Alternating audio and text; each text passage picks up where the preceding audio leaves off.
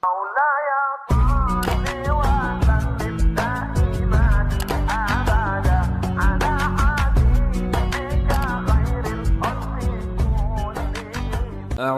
بالله من الشيطان الرجيم بسم الله الرحمن الرحيم.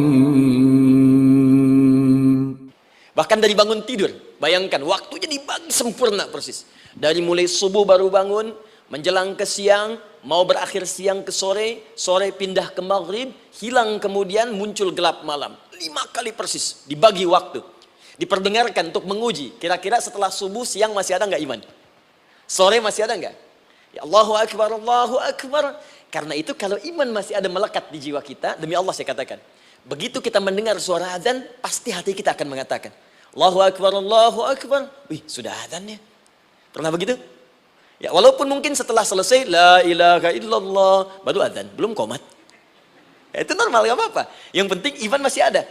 Nah, ini menunjukkan ada getaran dalam jiwa. Satu itu.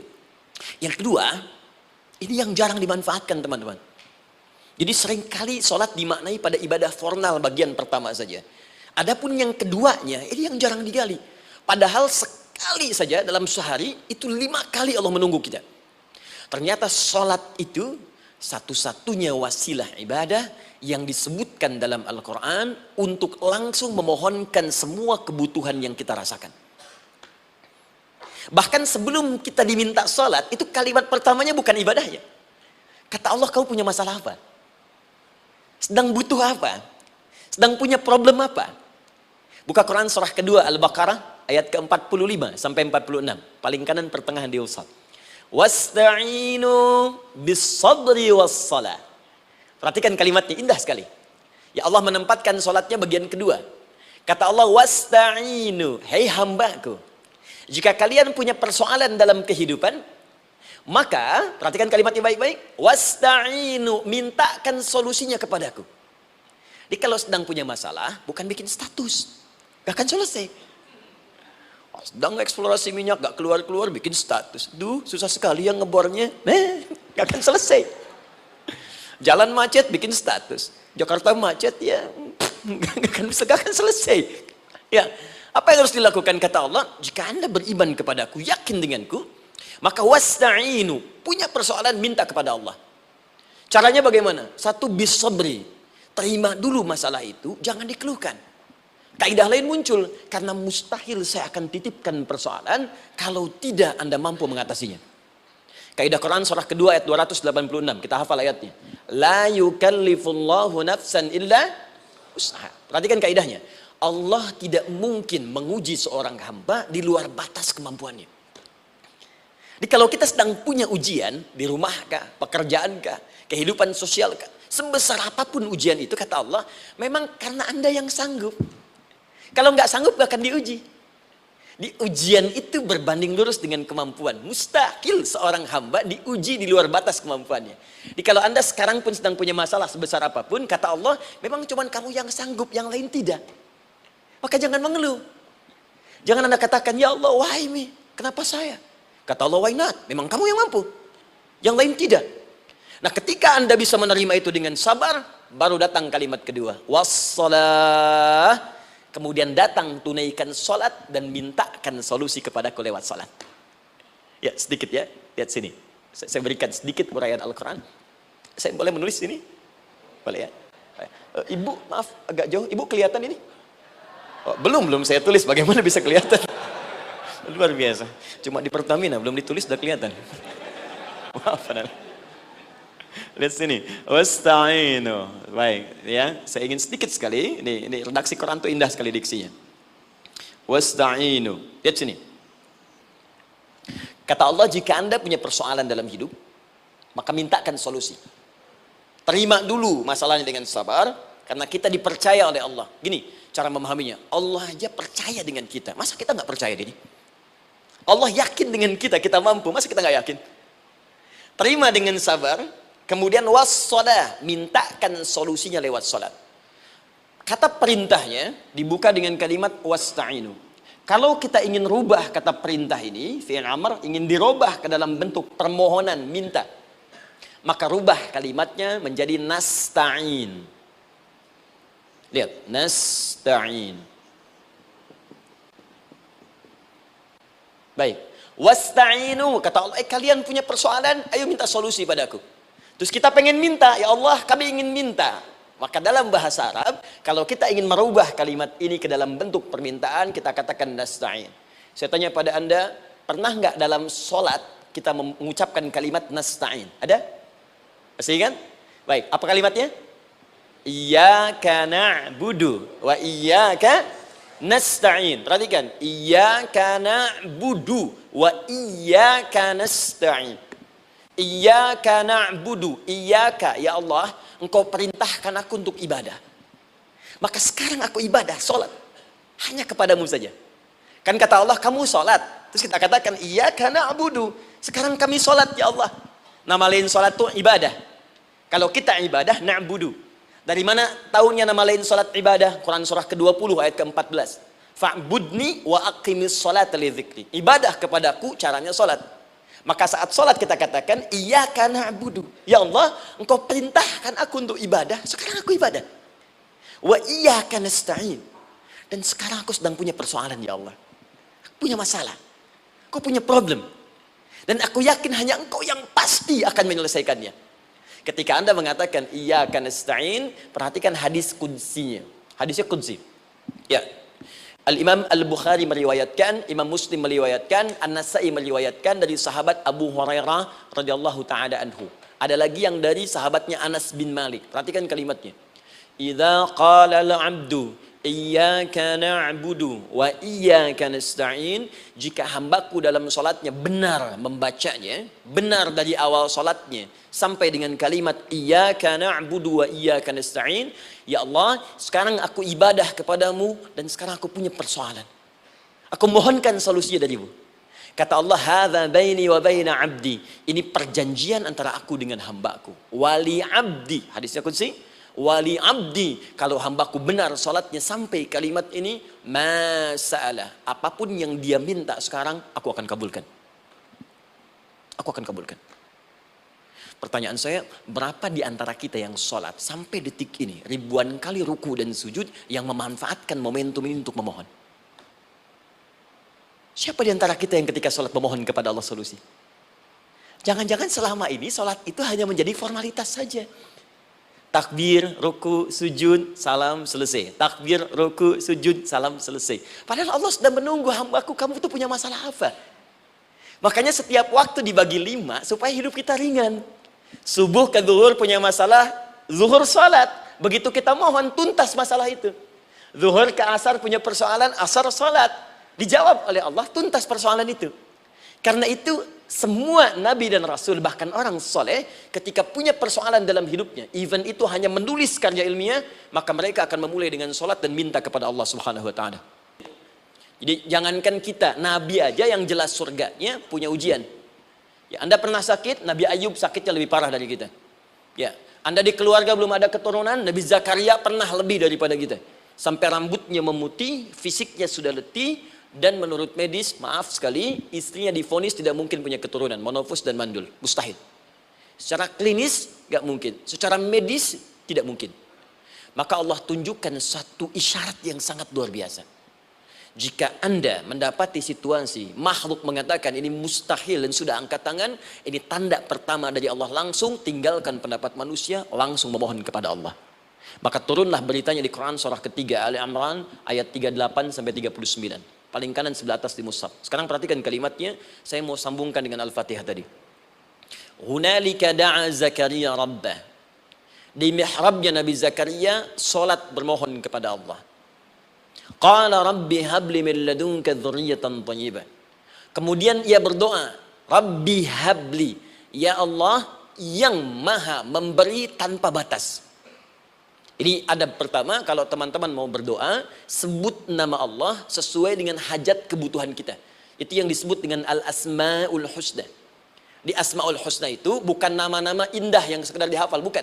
Tapi nama yang diberikan oleh Allah sesuai dengan kebutuhan hidup kita. Dalilnya Quran surah ke-17 ayat 110. Ya, paling kanan sebelah atas di mushaf, ke pertengahan. Ya, kata Allah, Qulid Allah jika Anda punya persoalan, sebut nama Allah. Allah, Awir Rahman atau Ar-Rahman. Ayyamma tad'u, tapi kalau Anda ingin spesifik meminta, falahul asmaul husna. Pilih nama Allah, ia punya nama-nama yang indah sesuai kebutuhan kita. Jadi kalau teman-teman misalnya minta kelancaran rezeki, sebut ya Allah ya Razzaq. Anak mau ujian, ya Allah ya Al-Alim. Di proyek misalnya ada hambatan, ada gangguan, ya Allah ya Al-Jabbar ya Al-Malik. Ingin mudah mengatasi ujian, ya Allah ya Sabar. Minta. Ya, jangan semuanya disebutkan, nanti jadi beban.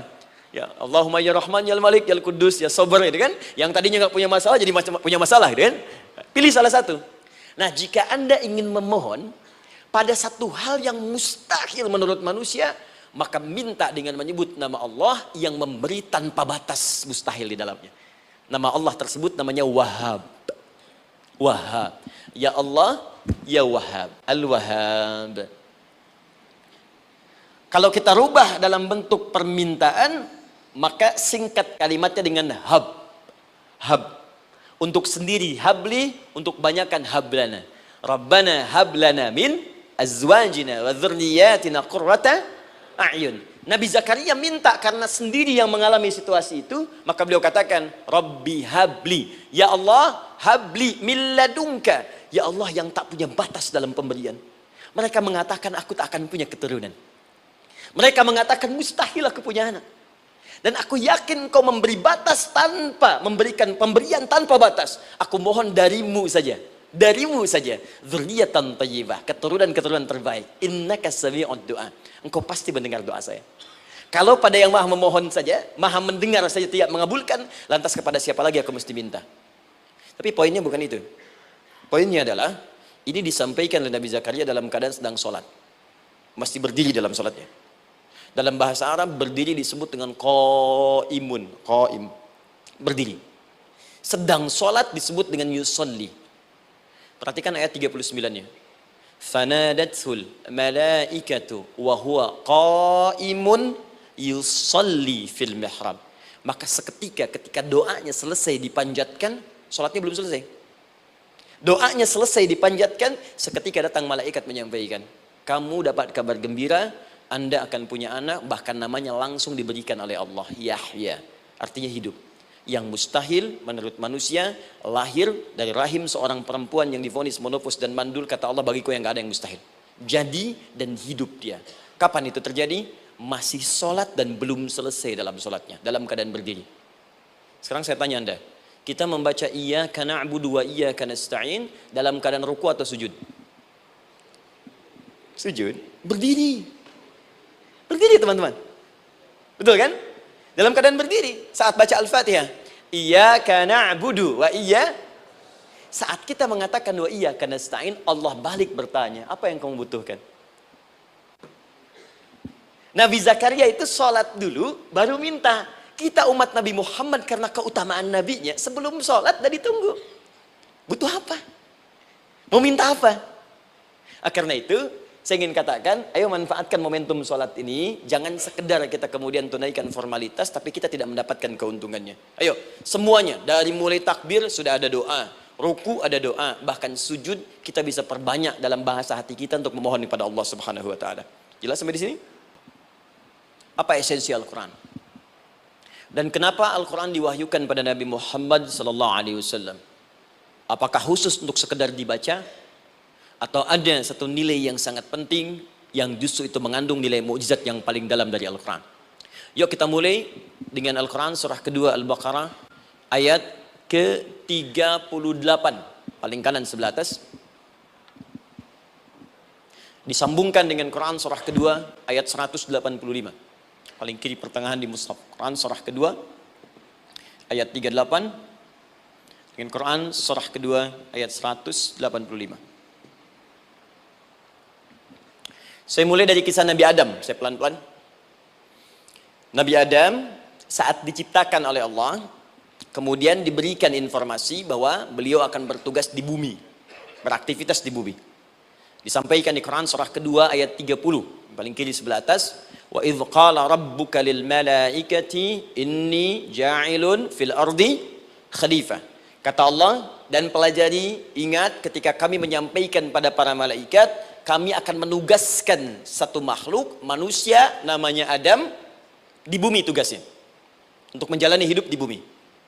Nah, secara singkat, setelah Nabi Adam turun ke bumi, di awal masa bersama Sayyidah Hawa, ya alaihi wassalam, maka ternyata bersamaan dengan turunnya Adam dan Hawa ke bumi itu, mereka berdua dibekali petunjuk. Yang dengan petunjuk itu, ini yang dahsyat. Allah jamin semua aktivitas hidupnya, dari mulai yang sederhana sampai yang kompleks, pasti jika diikuti petunjuk ini, dia akan senang menjalaninya dan akan tenang mendapatkan hasilnya. Ya, perhatikan kalimatnya. Quran surah kedua ayat 38. Fokus. Qul nahbitu minha jami'a. Kata Allah, sekarang tiba saatnya Adam, Hawa, turun kalian ke bumi. Kalau setan kita tinggalkan aja ya. Ini kita bahas Adam dulu. Turun kalian semua ke bumi. Fa imma ya'tiyannakum minni huda. Maka nanti sejak kalian tiba di bumi itu, aku akan turunkan satu petunjuk disebut dengan hudan namanya. Hudan. Fokus. Faman tabi'a hudaya, maka jika Anda dan keturunanmu mengikuti semua detil di petunjuk ini, fala khaufun 'alaihim wala hum yahzanun, maka aku pastikan engkau dan seluruh keturunanmu akan menjalani hidup di muka bumi dengan tenang dan senang. Fala khauf, khauf itu gelisah, takut. Lawan dari takut apa? Tenang. Lawan dari gelisah, tenang. Kata Allah, jika Anda mengikuti tuntunan hidup yang ini, maka saya jamin semua hidupmu tenang. Walahum yahzanun, dan saya pastikan selama hidup di muka bumi itu kalian tidak akan pernah bersedih. Senang, lawan sedih itu senang. Jadi ternyata kita itu diminta tugas di bumi itu bukan untuk dipersulit. Jadi kalau ada yang hidup sampai saat ini sedih deh, di rumah tangga sedih, di kantor nggak tenang, pasti di antara poinnya bukan nggak mampu senang, tapi boleh jadi yang hidup ini tidak membaca petunjuk kehidupannya. Anda kerja di perusahaan, teman-teman ada yang di Pertamina, ada yang di yang lain. Kalau Anda nggak ikuti petunjuk, kan pekerjaan tidak akan berlangsung dengan nyaman, kan? Kalau Anda nggak ikuti aturannya, bagaimana bisa mengerjakan petunjuk itu dengan nyaman?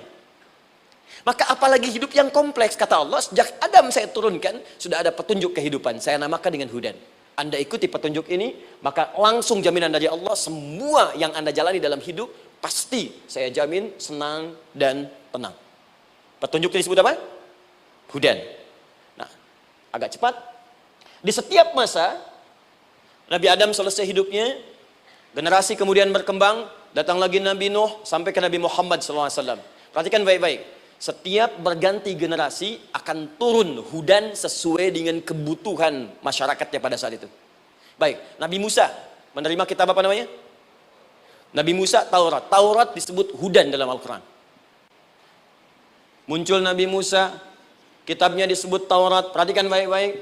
Tahukah teman-teman ketika Taurat disebutkan dalam Al-Quran? Buka Quran surah ke-17. Ya, ayat yang kedua.